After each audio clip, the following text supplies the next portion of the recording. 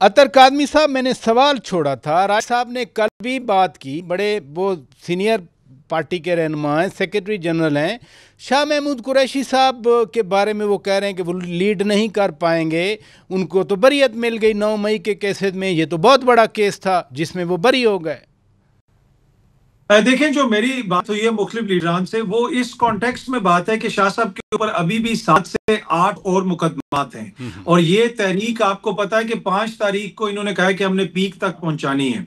तो इस दौरान उनको नहीं लगता कि अगले 1-1.5 हफ्ते के अंदर शाह साहब जो हैं वो रिहा हो जाएंगे। और फिर शाह साहब ने, जो 2 साल से एक शख्स जेल के अंदर है, शाह साहब बरी तो हुए हैं लेकिन शाह साहब को 2 साल से निजाम ने जेल के अंदर रखा हुआ। उसकी एक अपनी टोल होती है। तो वो अचानक आके ये नहीं होगा कि आज अगर वो रिहा होते हैं तो कल वो तहरीक लीड करना शुरू कर देंगे। ऑब्वियसली उनको भी टाइम चाहिए होगा, वो लोगों से मिलेंगे, मुलाकातें करेंगे। तो ये उस कॉन्टेक्स्ट में मुझे नजर आ रही है। तो शाह साहब तो देखें अभी रिहा नहीं हुए, लेकिन जो बाहर लोग हैं वो तहरीक को चलाने के लिए क्या कर रहे हैं, या जुबानी कलामी बयानात की हद तक तो वो सारी बातें हो रही हैं, लेकिन उस तरह तहरीक का मोमेंटम हमें तो नजर क्या नहीं आ रहा। क्या ये लोग खान साहब की रिहाई में संजीदा नहीं है, या उनको मौका नहीं मिल रहा? मसला क्या है अगर आपको नहीं नजर आ रही सड़कों पे ये एक्टिविटी?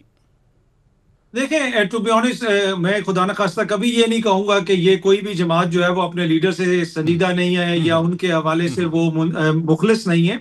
इन सारे लोगों के ऊपर दर्जनों मुकदमात भी हैं, मुख्तलिफ मसाइल का सामना भी है।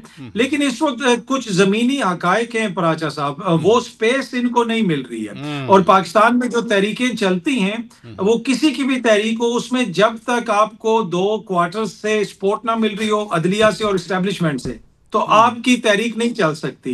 माजी के अंदर पीटीआई को काफी ज्यादा सपोर्ट रही, जब ये धरने वगैरह भी करते थे, इनको एस्टेब्लिशमेंट की सपोर्ट भी थी, इनको अदलिया की सपोर्ट भी थी।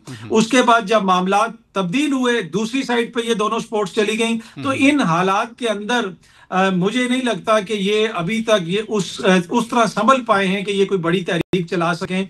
तो इस वजह से मुझे लगता नहीं है कि 5 तारीख तक कोई बड़ी तहरीक चल रही होगी।